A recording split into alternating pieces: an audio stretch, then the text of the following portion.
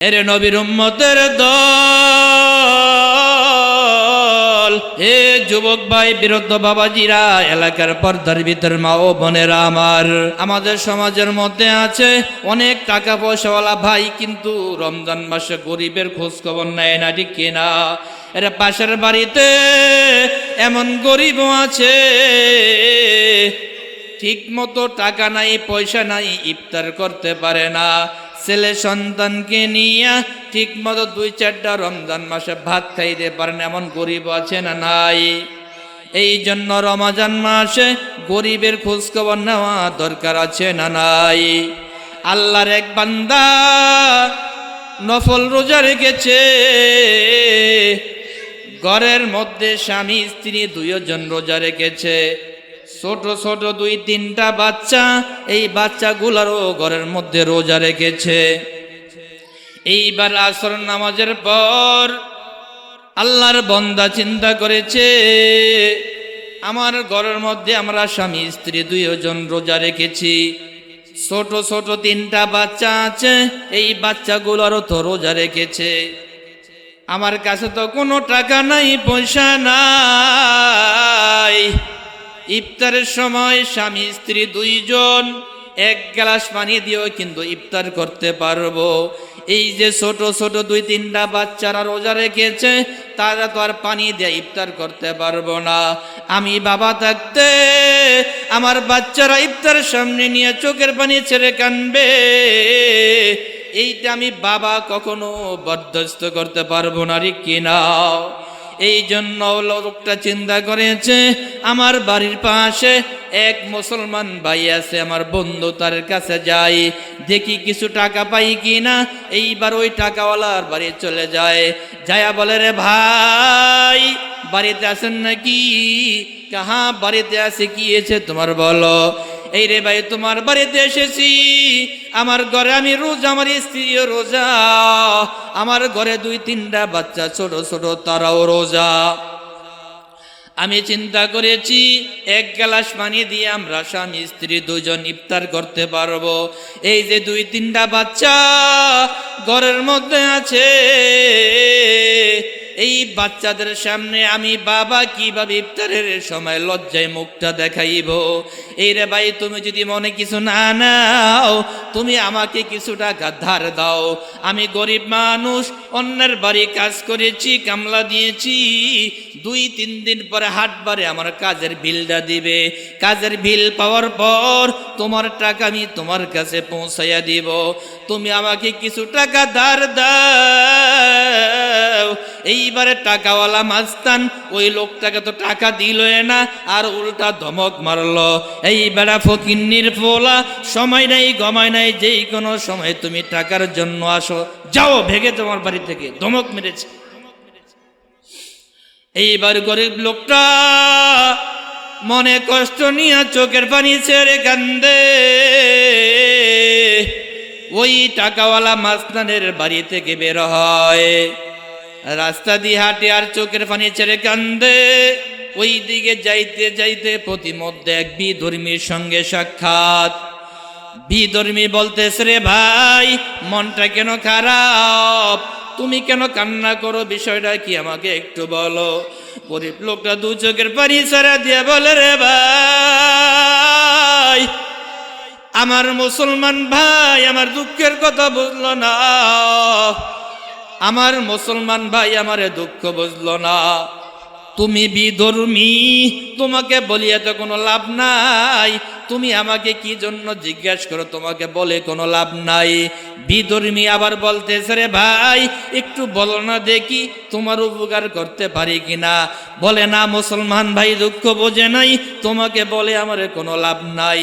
এইবারে বিধর্মী যখন বারবার বলতেছে, এইবার গরিব লোকটা বিধর্মীকে বলতেছে, ও বিধর্মী ভাই, আমার ঘরের মধ্যে পুরা ফ্যামিলি সবাই রোজা, ওই বড় লোক টাকাওয়ালা মাস্তানের বাড়ি গিয়েছিলাম, টাকাওয়ালা মাস্তানের বাড়ি গিয়েছিলাম, কিছু টাকা ধারের জন্য 2-3 দিনকার জন্য। টাকাওয়ালা মাস্তান তো টাকা দিলে না, আরো উল্টা আমাকে ধমক মেরেছে। এইবারে বিধর্মী বলে, রে ভাই, তুমি যদি মনে কিছু না নাও, আমি তোমাকে কিছু টাকা ধারে দিতে চাই। তুমি কাজ কাম করে সেরে যদি দিতে পারো আলহামদুলিল্লাহ আমি গ্রহণ করব। আরে যদি তুমি দিতে না পারো এই টাকার প্রতি আমার কোনো আর দাবি নাই। এইবারে বিধর্মী ওই গরিব লোকটাকে বেশ কিছু টাকা দেয়। এইবার লোকটা খুশি হইয়া একটা দৌড় মারিয়া বাজারের মধ্যে চলে যায়। বাজারে গিয়া বিভিন্ন আইটেম, ইফতারের জন্য বিভিন্ন আইটেম কিনেছে। এইবার যখন বাড়ির মধ্যে আসিয়া যখন ইফতার করার জন্য বসছে, এইবার ইফতার করতে বসিয়া কিন্তু দোয়া তখন কবুল হয়, ঠিক কিনা? আমাদের সমাজের মধ্যে দেখা যায় ইফতারের সময় বিভিন্ন আজে বাজে কথা বলি। না রে বাবা না, ইফতারের সামনে নিয়ে তুমি যেই দোয়া করবা, দোয়া করতে দেরি হয়, সঙ্গে সঙ্গে দোয়া কবুল হইতে দেরি হয় না। এইবার গরিব লোকটা ইফতারের সামনে নিয়ে বসেছে। স্বামী স্ত্রী ছোট ছোট বাচ্চাগুলা ঘরের মধ্যে গোল দিয়ে বসেছে ইফতার করার জন্য। এইবার ইফতারের সামনে নিয়া স্বামী স্ত্রী বাচ্চাগুলা দুটা হাত আকাশের দিকে তাকায়া এইবার আকাশের দিকে দুইটা হাত তুলিয়া বলে, ও দয়ার মালিক, আমার মুসলমান ভাই, ওই টাকাওয়ালা মাস্তান তো আমার দুঃখটা বুঝলো না। এই বিধর্মী আমার বিপদের সময় ইফতারের জন্য টাকা দিয়েছে। এই বিধর্মীর জন্য আমি কি দোয়া করতে পারি? তার জন্য একটা দোয়া করি, যেহেতু সে বিধর্মী, একটা দোয়া তার জন্য করতে হয়। আল্লাহ, ইফতারের সামনে তোমার কাছে দোয়া করি, এই বিধর্মীর অন্তরের মধ্যে তুমি হেদায়েতের নূরের বাতি জ্বালায়া দাও। আল্লাহু আকবার।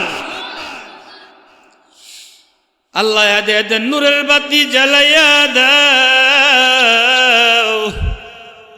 আল্লাহর দরবারে দোয়া কবুল করেছে। আল্লাহ রব্বুল আলামিন দোয়াকে কবুল করে নিয়েছে। এইবার রাত্র যখন গভীর হয়, রাত্র গভীরের মধ্যে দেখতেছে কিয়ামতের ময়দান কায়েম হয়ে গিয়েছে। রাত্র যখন হয়, রাত্রে ঘুমের মধ্যে দেখতেছে যেই লোকটা টাকাওয়ালা মাস্তান, ওই লোকটা দেখতেছে কিয়ামতের ময়দান চালু হয়ে গিয়েছে। মানুষগুলা দৌড়াদৌড়ি করে, মাথার মগজগুলা টাস টাস করে ফেটে যায়। মানুষগুলা পাগলের মতো দৌড়াদৌড়ি ছুটাছুটি করে। ওই দিকে আল্লাহ তাআলার কুদরতি রাগান্বিত আওয়াজ, লিমানিল মুলকুল ইয়াউম লিল্লাহিল ওয়াহিদিল কাহ্হার। আল্লাহ রাগান্বিত আওয়াজ, হাসর ময়দান খুব ভয়ঙ্কর। মানুষগুলা দৌড়াদৌড়ি করে। ওই টাকাওয়ালা মাস্তান ওই রৌদ্রের তাপ সহ্য করতে না পারিয়া একটা দৌড় মেরেছে। দৌড়িয়া দেখলে সুন্দর একটা বিল্ডিং, অট্টালিকা দেখা যায়। এই অট্টালিকার কাছে গেছে, যায় দেখতেছে ওই বিল্ডিং এর মধ্যে তালা মারো অবস্থায় আছে। এই বিল্ডিং এর সামনে একজন দারোয়ান বেশে বসে আছে।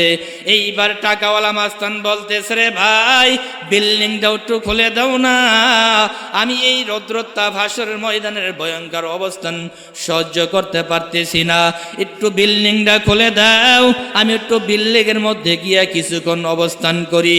দারোয়ান বলতেছে, না রে টাকাওয়ালা মাস্তান, এই বিল্ডিং তোমার জন্য না। এই বিল্ডিং কার জন্য? যেই সমস্ত বড় লোকেরা, যেই সমস্ত টাকাওয়ালারা গরিব অসহায়দেরকে টাকা দিবে, পয়সা দিয়া সাহায্য করবে, এই কঠিন মুসিবতের সময় এই বিল্ডিং তাদের জন্য আল্লাহ তাআলা রেখেছেন। এইবার টাকাওয়ালা মাস্তান ওখান থেকে দৌড় মারিয়া চলিয়া যায়। এইবারে কিছুক্ষণের মধ্যে ঘুম ভেঙে যায়। তাকে দেখলো সকাল হয়ে যায়, এইবার দৌড় মারিয়া গরিবের বাড়ি চলে যায়। ওই যে কালকে টাকার জন্য এসেছে, এইবারে দৌড় মারিয়া তার বাড়ি যায়।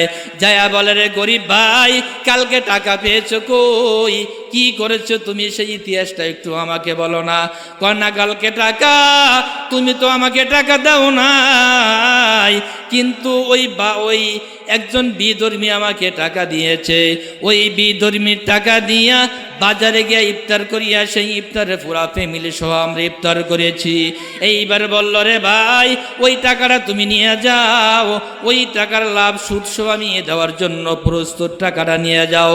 এইবার গরিব বলতেছে, রে না রে টাকাওয়ালা মাস্তান, কালকে তো টাকা দিলা না, এই টাকা বিধর্মী দিয়েছে, এই বিধর্মী বলেছে টাকার প্রতি তার কোনো দাবি নাই, আমি কিভাবে তোমার টাকা গ্রহণ করব, আমার কাছে টাকা গ্রহণ করার কোনো সুযোগ নাই।